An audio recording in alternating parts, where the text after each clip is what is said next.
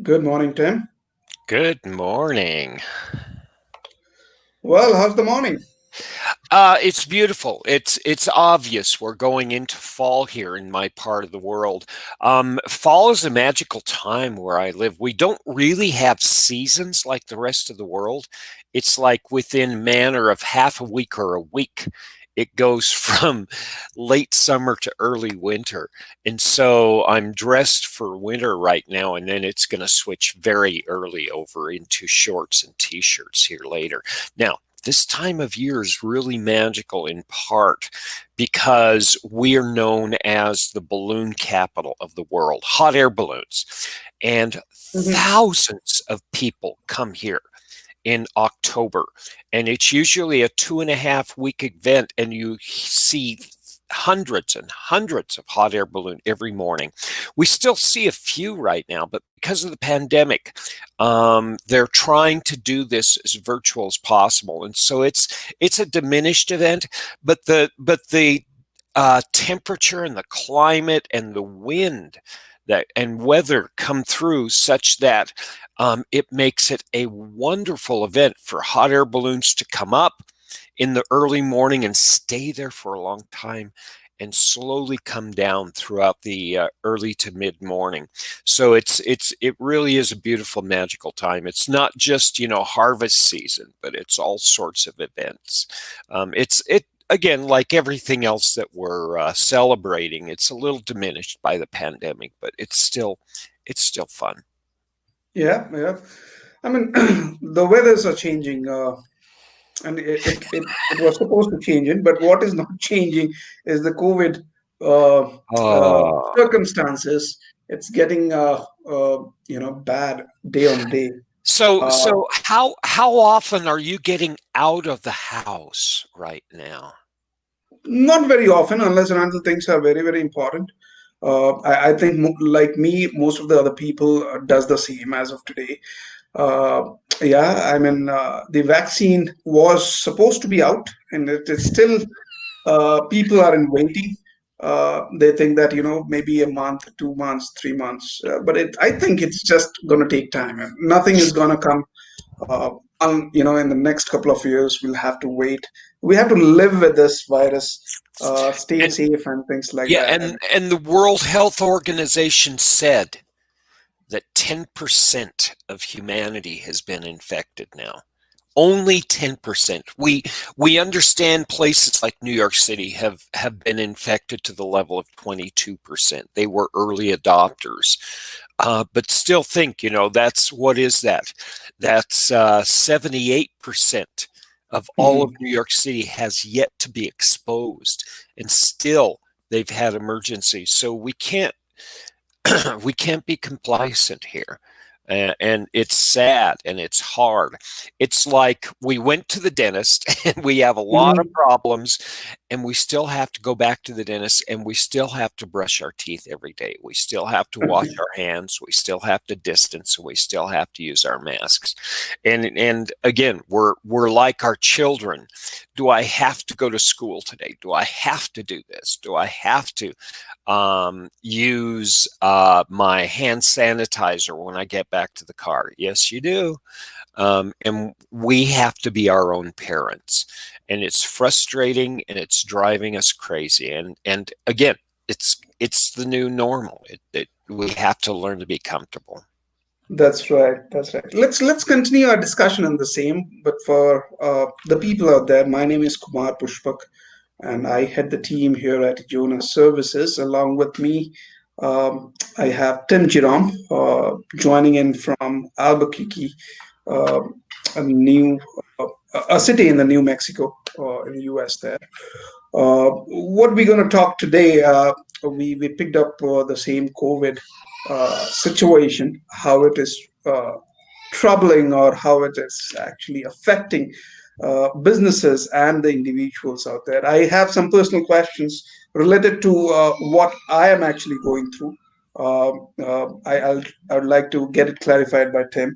But before we start on that note, Tim, uh, it has been actually seen that the society is so divided as of today. Uh, this feels abnormal, isn't it? like we are in different world than a year ago. I mean, yeah, in 2019, I remember the things were different. We were celebrating on 31st night. We never knew that the new year is going to be shaped up this way. And the thing is, everything is divided. Not just our politics, not just our religion or our spiritual beliefs, but we're so polarized in everything. You know, it's us versus them, no matter what we choose. It's frustrating and scary. Why can't we agree on anything? It seems that the news also picks up on this polarization and makes it almost more visible to add to the stress. And it's frustrating. You were sharing with me a news event from India where right at the lockdown, a bunch of workers were isolated from their homes and they had no way to get homes except walk. And it just hurts our souls to hear these things. Right? Yeah. I mean, those were little abnormal time, I would say. I have seen migrants moving in. We have seen partition in 1947 when thousands and lakhs of people actually migrated from one place to the other. But this was different. I mean, this was completely different. Uh, I'll tell you, I mean, the partition migrant situation were also bad. But then what was uncommon between these two situations where that was caused, we knew that this is arriving, we knew that this gonna create trouble because the partition was on the table. This came from nowhere. It was not expected. Let me give you another example of this us versus them that frightens us in the United States. We've had huge fires. I mean, huge fires in California, in Mhm. Portland, and in Washington State along the coast and also inland. And they're so bad that even right now, after weeks, we still have air quality alerts here in Albuquerque, New Mexico, which is like a day and a half's drive from California.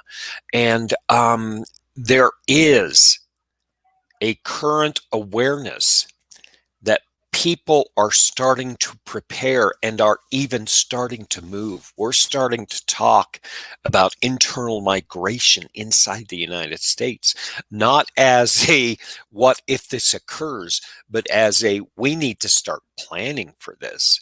And it's frightening. We've never had this. And again, it creates this polarization of here we are in quiet, controlled, very isolated New Mexico. And we know California from time to time migrates out to New Mexico to get away from, the politics and get away from the byproducts of big business and commerce and that kind of thing.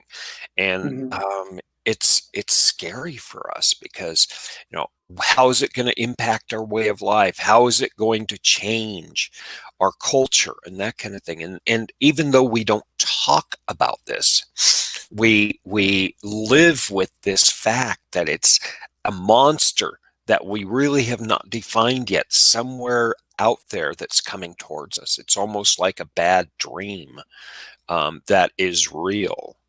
And again, Mhm. it creates this isolation of here's them and here's us. And it creates that natural contention. It's scary, but it's normal. Whenever you have major climate change, whenever you have major changes in political structure or social structure, you always have migration. It's a natural occurrence. It's just a part of being human. We took over the planet because we migrate. And we do have a lot of our workers are internal migrants who follow crops still and follow seasonal changes here in the United States. And with COVID, there's local discussions all the time that say, how are we going to handle this and protect these people who are vital to part of feeding all of these Americans who are across the entire country. This is like you said, this is normal, but it's a new normal because we have this overlapping thing that says we distance, we keep our hands clean, and we wear masks. It, I'll tell you, in India,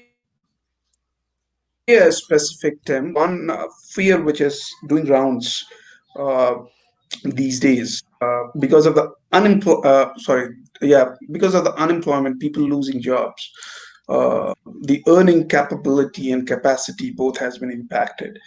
We are a little bit scared that there would be a imbalance with the society within this society. I mean, you know, people will start, the robbery, the unsocial elements will rise. Is the same thing in states there, or is it little different? I mean, how is it in back in the state? so so I'm not going to go back to what the United States was founded on in the structure, but obviously, economically, the United States is set up such that we're always going to have poor and we're always going to have wealthy. Every society has this. You have a few people on top who accumulate wealth, and you have a lot of poor people. And the United States said, you know what? There's somebody in the middle called the middle class.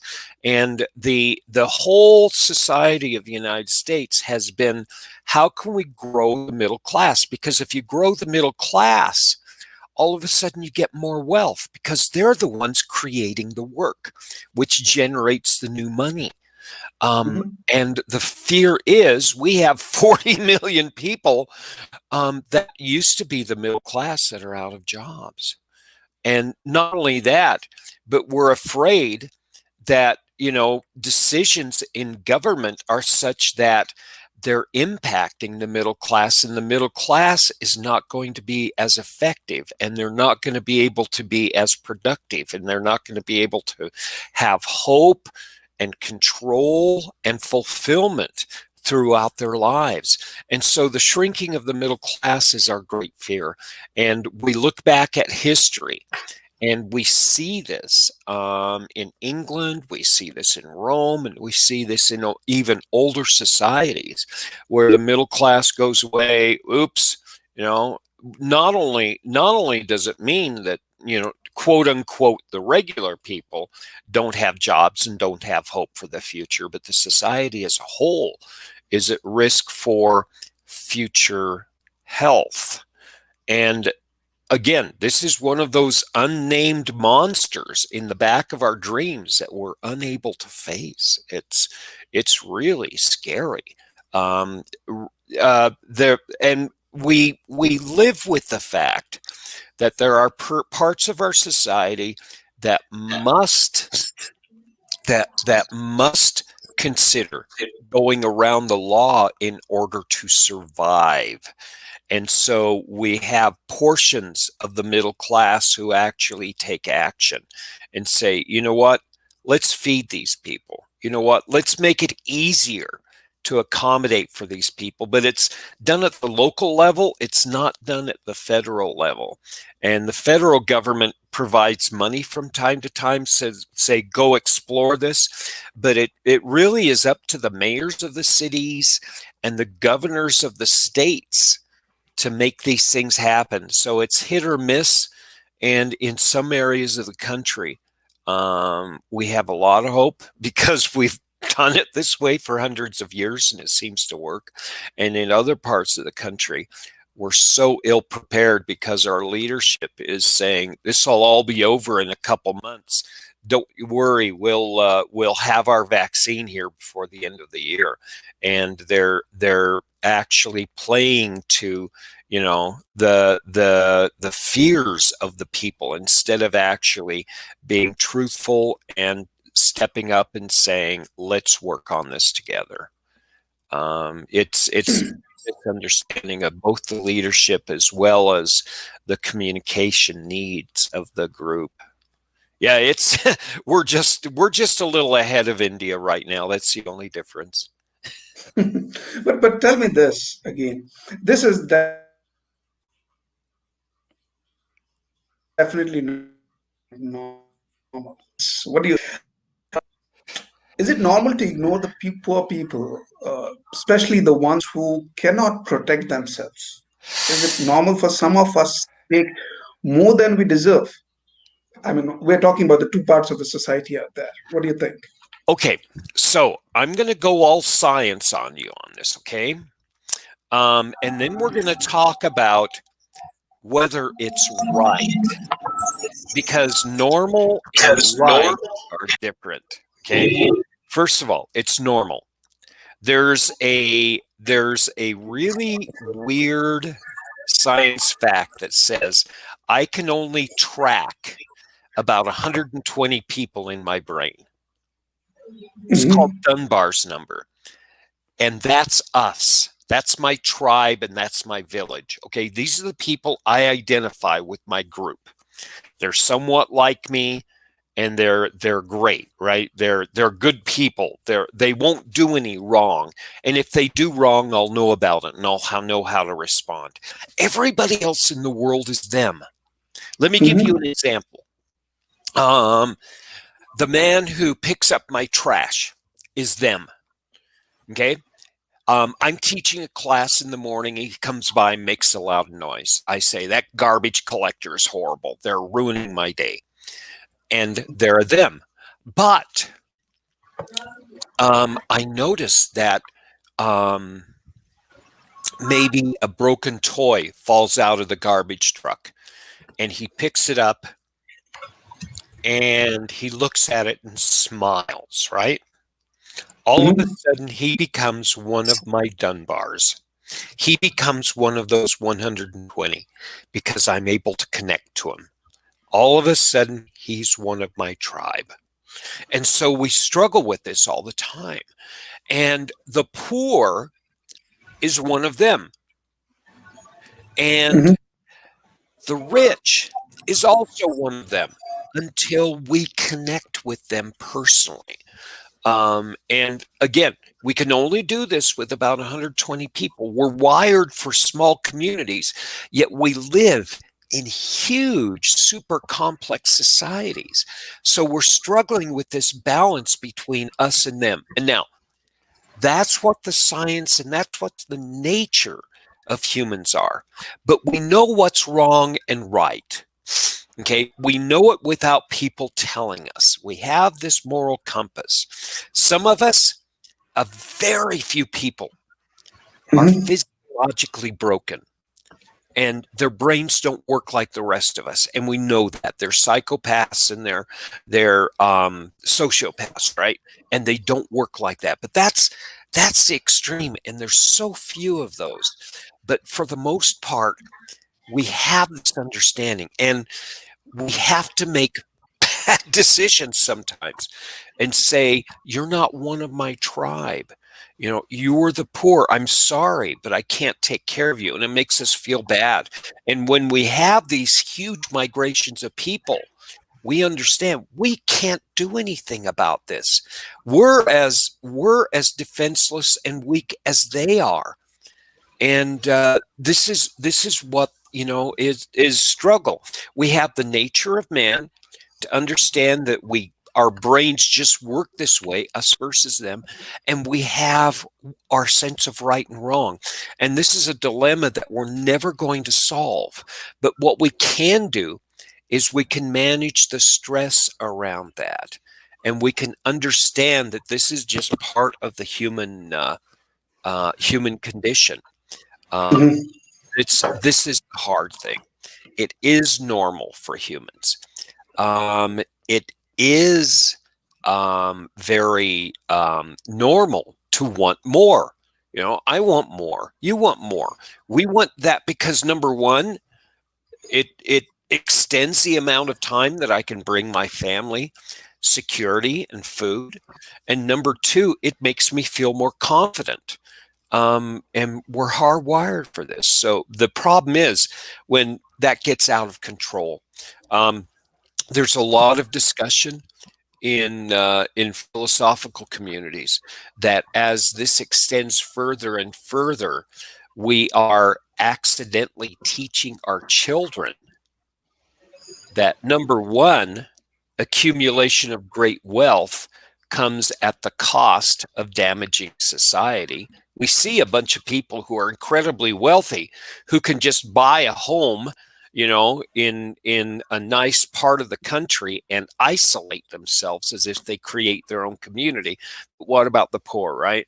And we're teaching our children that that's not right, and so our children are going to actually become more comfortable with living with less and finding other ways to fulfill themselves besides accumulating wealth. This is one of the byproducts that we're going to have, and as we do this, this is not going to be a multi-generational disease like it has Hmm. been in the past. This is just something that's going to be there for 2 to 5 years. None of us have been through this. There's like there's like maybe 100 people who really remember what it was like in 1916 through 1920 in the United States with the Spanish flu. And so we have to rely on history and recordings to actually say, yeah, this is normal and it's all right and don't worry. But again, we have a lot of our leaders saying, don't listen to those scientists. Don't listen to the news. All of it's lying to you. And it's a very big frustration for those of us who study history and philosophy to Hmm. say the knowledge of this that would make us feel more comfortable is there. But we have that polarization. We have the people who will not budge on both sides. Hmm.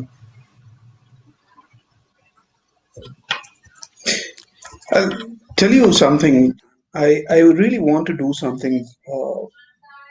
I mean, whatever is in my capacity.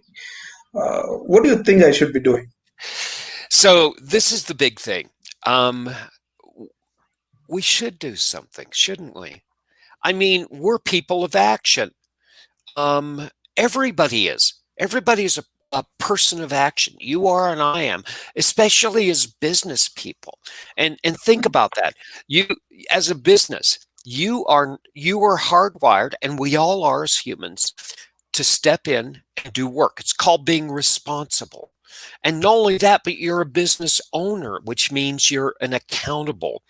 You have the outcome of the results of the people under your care and the business itself are on your shoulders. And this is what you bear every day. And so you need to do something. It's not just you want to do something, and we all want to do something, but you do it like it's it's part and parcel of you. It's like breathing. And the question is, what do you do? Because it's very easy for you to do too much, and that's the trick. We can actually step back though, and Hmm. let's talk about common, just everybody as individuals within a community, and then we'll explore what business owners can do and what they should do, and then workers and individuals will come back to that. There are common steps that everybody needs to do. I was talking earlier in this show about the hidden things in the back of our bad dreams, right? And Hmm. we talked about managing fear, right? One of the fears is them. Hmm. Now, if you can put a name to them, and if you can talk about them, all of a sudden them does not become a them. They become one of your Dunbars, right? They become one of the inclusive 120. You cannot reach out and impact them. You can impact a person. Everybody knows this. It works it works to the benefit and detriment of society. Every leader knows that you win society by individual hearts and minds. You win society by speaking to an individual. And that's what we need to do. We need to talk as individual to individual.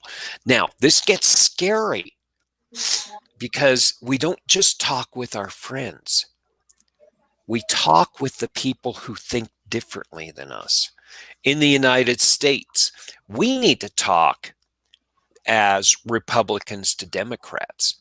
We need to talk, especially before this campaign and this voting is over in November.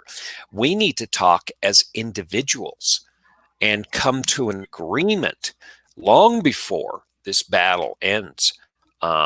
We need to actually realize we're not a divided culture. We're not two cultures. We're one. There are ways to do this too, though. It's really amazing. Human beings are really strange, and I'm continually fascinated.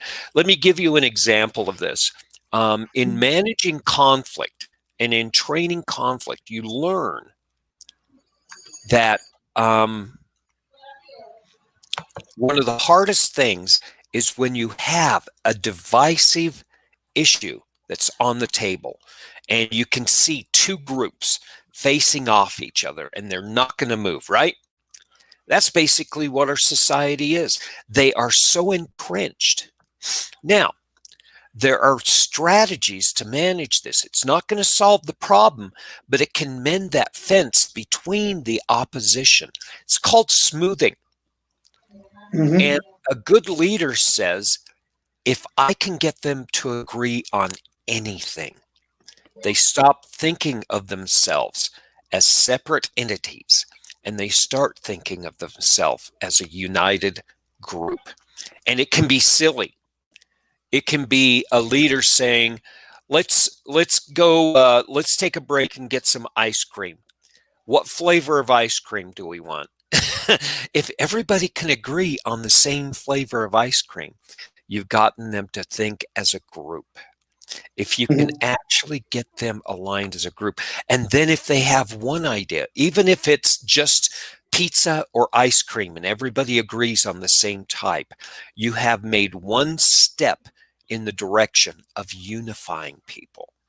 It's quirky, but this is the way we work. We're constantly, unconsciously trying to define who is part of us and not part of us. And by everybody agreeing on something, no matter how inconsequential, we're bridging that and we're coming up as a single community. So number one, it's talking. Number two, it's actually talking to people that don't agree with us. And number three, it's finding commonalities and sharing those. Now, talking with people who don't agree with us is scary because a lot of times when they don't agree with us, we put in our minds that person is crazy. My way is the only way. And again, it's natural for us to do this. It's our nature. Um, we have to realize that we have to go in their territory. If you're going to negotiate from somebody from the other part of the world, you have to demonstrate that you not only understand your world, but they understand their world. And you have to be the person who takes first steps to go into their world. And so we have to embrace this, not just understand it, but embrace it. We have to understand other cultures and respect them. We have to understand other religions and respect them. We have to understand other political states of mind and other things that fracture us into multiple groups. We have to understand and embrace them. And as individuals, we do this. And if we can do it with one person, then we can do it with another and another and another. And all of a sudden, we're not one group. It seems inconsequential and it seems so minor and that it won't fix things. But this is exactly how the United States emerged out of the 1960s and 70s into a more holistic, unified government and nation. It's slow. It's like Right. the pandemic itself. It doesn't fix things fast. Right. No, I see what you're talking about. That absolutely makes sense. Now, let me tell you what happened today, uh, and why I am a bit happy about myself. Uh, so, in the afternoon, I stepped out for picking up some groceries. Okay. Uh, Soon I got down from my car.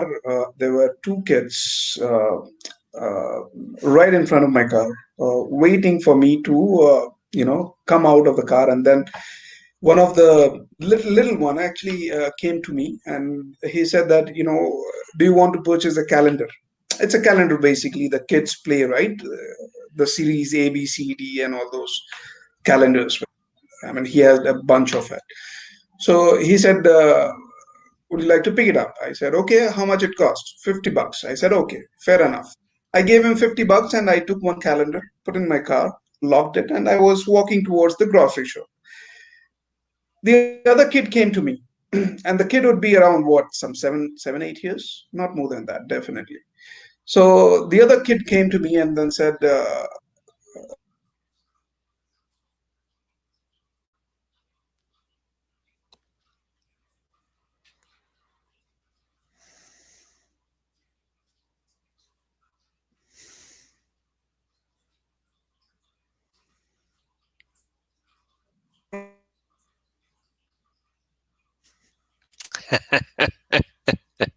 We lost you, Kumar. We're just waiting for you to reconnect. This is a great story, by the way. It's a little different in the United States. We're a little more isolated, but yeah, in the major cities we have the same thing.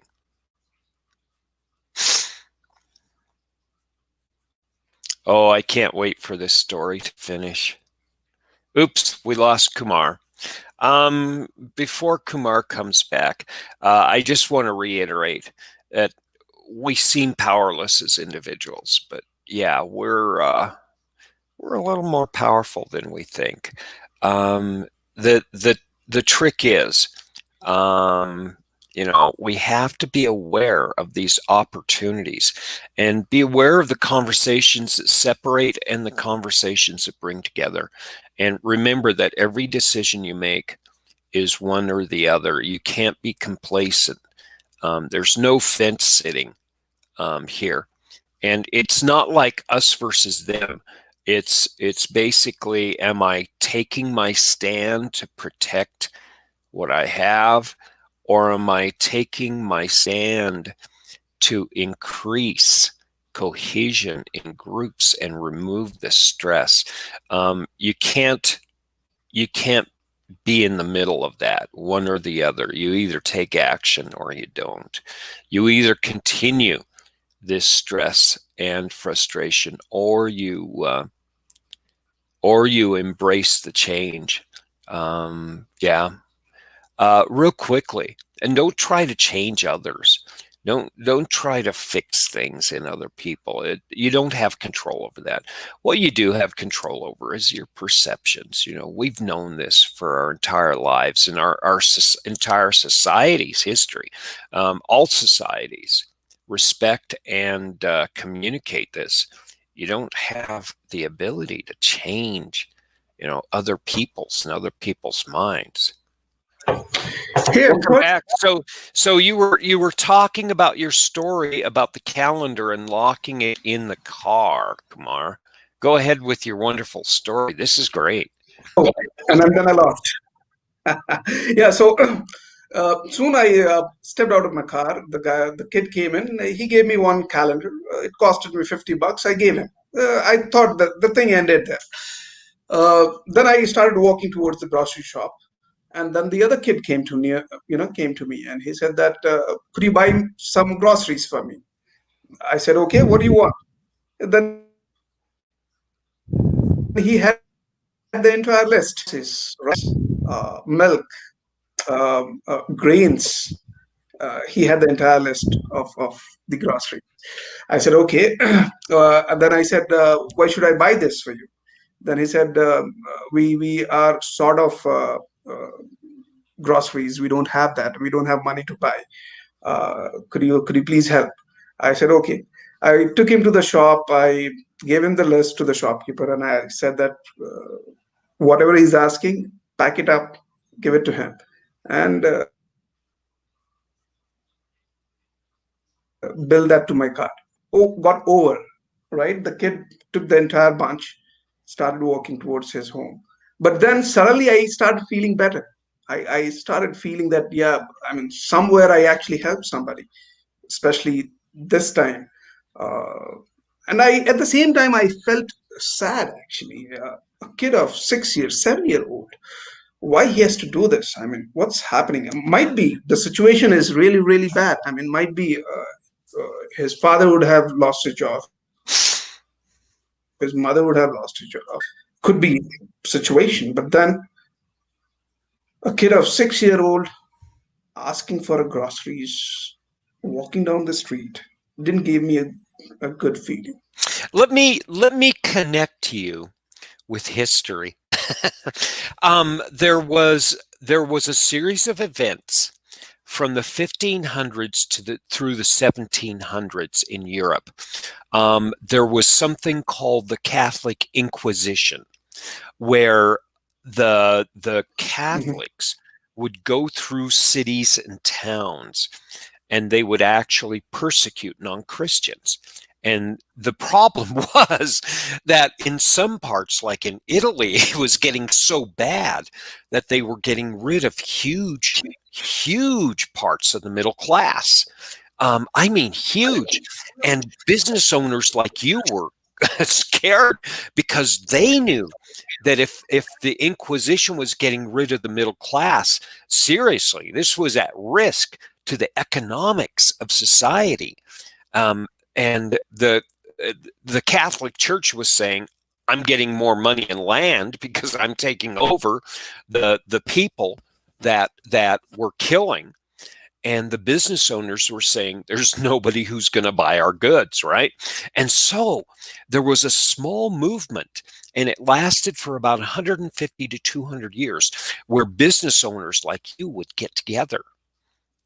Mhm. And in Italy, they called them, um, they would put coal black on their faces so they wouldn't be recognized at night. And they'd give money to the families. And they did that as a community of businesses to keep these communities wholesome for the time that the Inquisition would run through the city. And then they would help rebuild the economics of the communities after they left. And they knew they couldn't fight the Catholics. They were too strong. They couldn't fight the royalty. It was too strong, but they could actually do things in the underneath part. And they did it for just the reason you were. It wasn't just so they could, maintain their position in society. It was because they felt good. And they felt like they had a little bit of control over the destiny. And this is something that is part of that conversation. If we can start talking, not only can we actually start sharing the burden and figuring out how we can do this as a group, but we can start thinking about what we can do as a change. This is not new, Kumar. What we're experiencing in this extended of economic impact is nothing new. It's just a part of life, and we played this out on stage for centuries, and we're going to continue. And people like you, who are the business owners, are going to make sure that there's stability so that business does not fall apart, at least at the local level. And we'll see what the national level plays out for the next few centuries too. This is what people do. We'll do it. We'll be smart. It makes us feel good as individuals and as business owners and communities. It also makes us feel good. We'll take care of our own. Now, the problem is us versus them. And I was saying this when you cut out. there's no middle ground. You either continue to be where you are right now with these unnamed fears, or you start having these conversations. You start understanding this us versus them, and you embrace the fact that bridging that divide between us and them and turning it into just one us is something that doesn't happen out there. It doesn't happen in the capitals. It doesn't happen with the leaders. It happens right here in my own personal Mhm. heart and mind by taking these small actions that you're doing, are small steps, by looking at other people like your peers and your fellow travelers. Those are bigger steps. And to the extent that we can, we all must participate in this. We don't change other people's minds. We can only change our own perceptions, and that's easy to do. That's that by talking, we can do this. We can see others' points of view. Right, right. What advice you have, Tim, for the average middle class people, the workers? Talk, connect, do things that you don't normally do. For if you really feel passionate about this, that's good. Gauge your level of emotional attachment to it. Okay, and this is important. Um, if this by talking to other people, you're going to find out how engaged you are. How often do I talk to other people about this topic? Is this topic something I wake up with in the morning and go? It might be part of your purpose. It might be why you're here. And if it is, good, because you're going to be able to do things that other people don't. You're going to care more about it and you're going to be more engaged. And maybe you're going to be leading some of this work. And you have to realize if you're not talking about it all the time, you just want to do it, you're probably not going to follow through on it. Gauge your purpose, gauge your Mhm. interest and engagement in it, and that's a big step, because it gives you a reason to be here. And if you have a reason to be here, it gives you a direction, and it actually, that purpose connects you to your stomach. It connects you to your moral compass and your sense of wrong and right too. And once you're connected there, that aligns your moral compass with your heart. And all of a sudden, you have the energy and the engagement to see some of these harder actions, like going down to a distribution center that gives food to the poor, like being part of planning to make sure that we have equipment over here that a hospital doesn't need today. It needs to be over there where a hospital needs it. And one of my friends at the local project management chapter actually found that need because he cared so much about this. He said, let me get 3 or 4 of my buddies who are good and they're retired from the military, but they did this all the time in logistics, and let's help the local hospitals. And they got it together. And that's one of the reasons why in my city we don't have problem with that. It's a shared burden between all of the hospitals and all the healthcare providers, but they work together as a community because somebody, stepped in, somebody understood, this is my passion, this is my purpose, and it solved their problem as an individual, and it solved the community problem. And this is what we do. And at the end of the day, if you're solving your problems, great. But if you're solving community problems, you have something to be proud of. And they're there. They're all over the place. There are problems waiting to be solved, and some of them are so complex we're ignoring them. And don't think small. Think big, like my friend did. It's amazing what you can do, and it's amazing if you talk to people and find needs. We hear this every day, right? And that's part of the news. The movie stars have money and they just throw it away and they say it, but they throw away money at the problems that they know are there. They can't throw money away. Now, we can't throw money away, but we can throw Right. effort, we can throw interest, and we can throw communication away. And that's, instead of having lots of money, that's what we can actually do. Now, it is stepping in, which is scary. You're taking charge. And a lot of us don't do this. Brene Brown, who's a motivational speaker, talks about this, and she says it's like stepping into an arena like a gladiator, right? Stepping into the arena and taking a risk. And yeah, that's what stepping up is all about.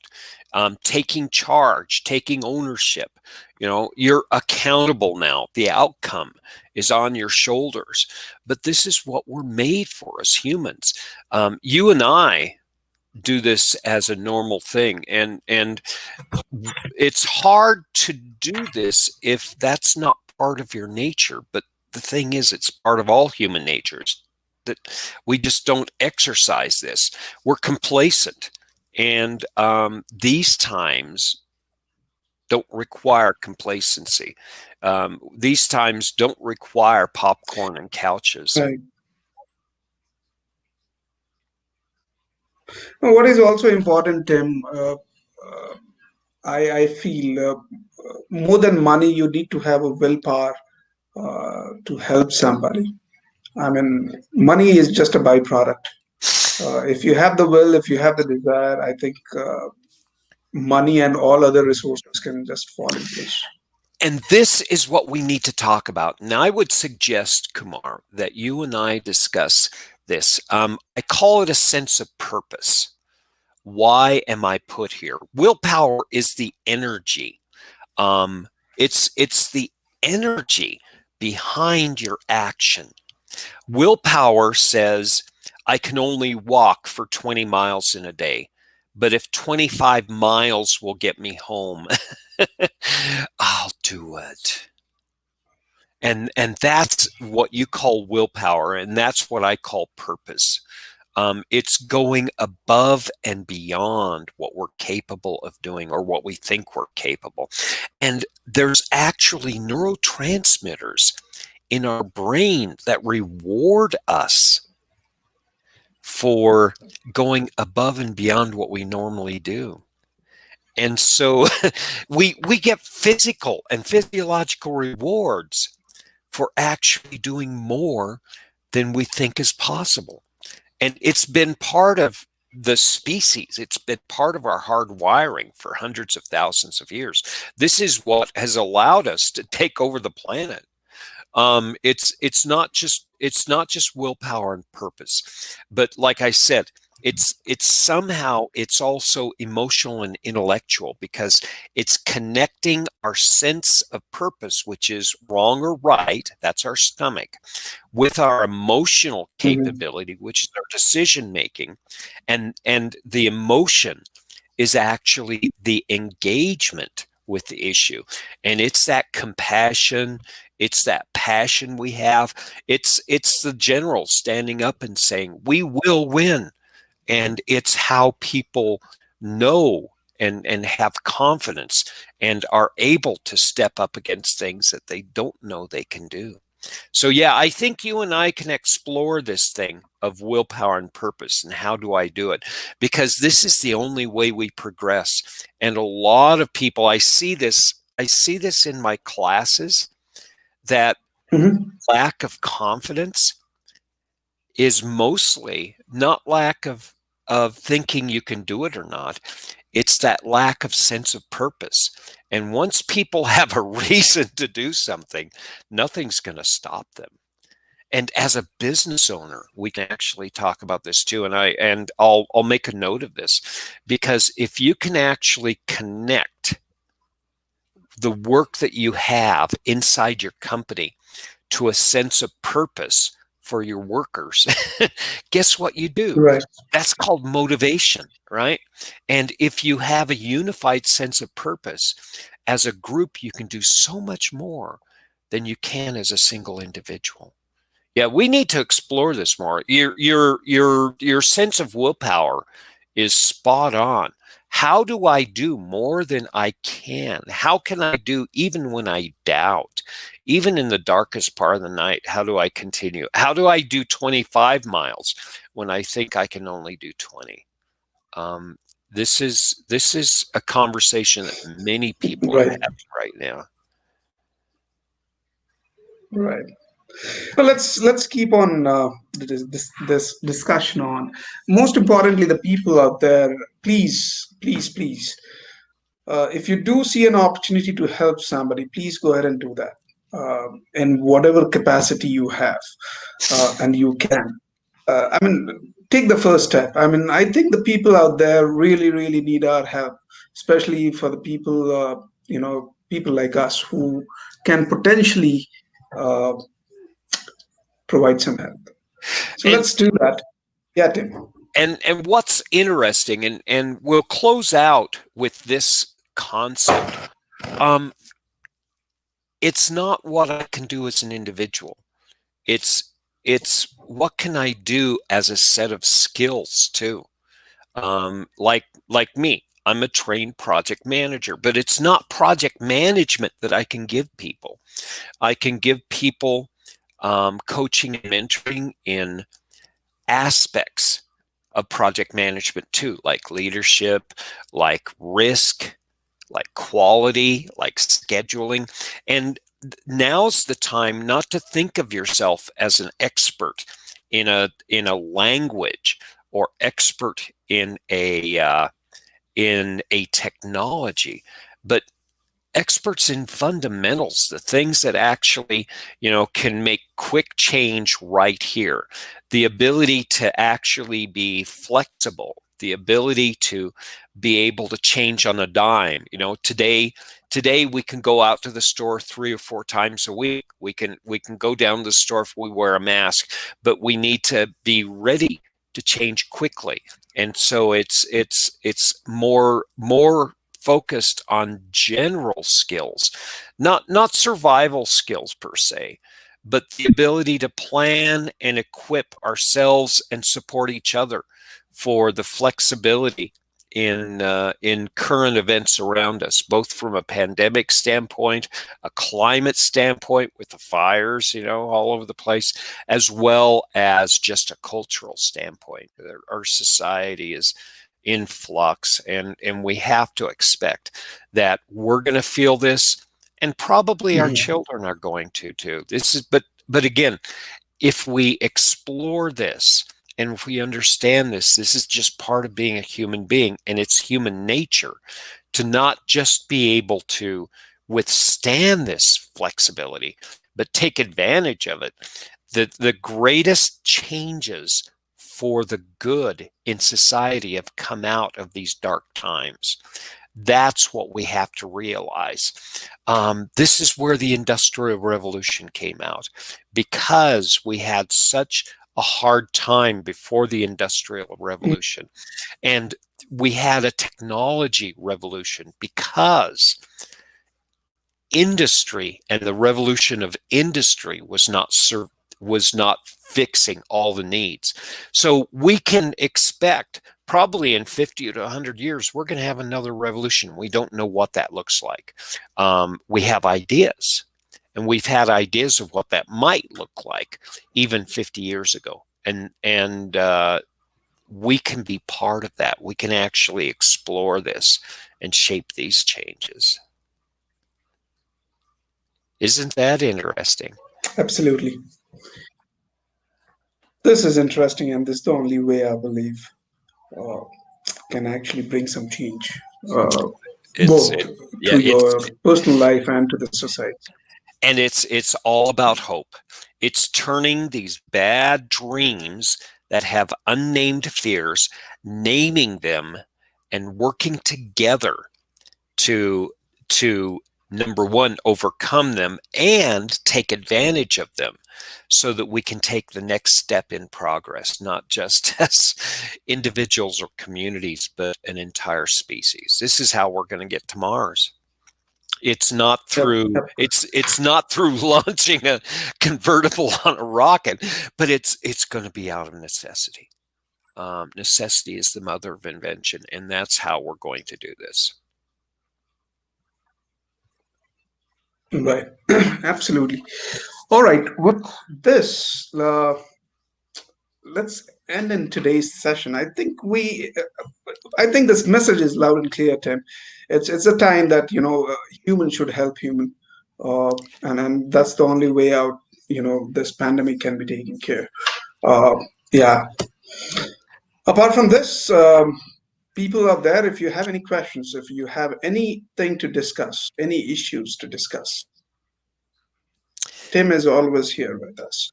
Yeah, Give and an expert please, advice. Please drop in your yeah. Go ahead and add it. Yeah.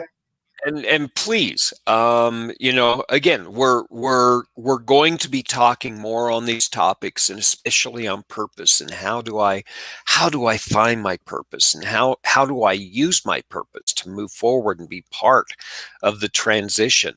But at the same time, you have specific needs, and we enjoy hearing from you. So please use the Jonah Academy website. Use contact us through our communications, and let's have this conversation more open. This is just Kumar and Tim who are talking, and we'd really want to hear your ideas too, because this allows us to learn and expand our lives as well as yours.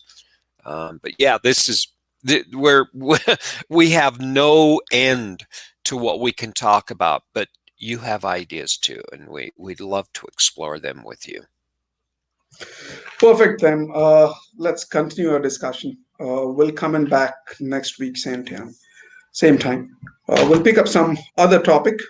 Till then, wish you a happy day and a helping day. Whosoever you can help, go ahead and help.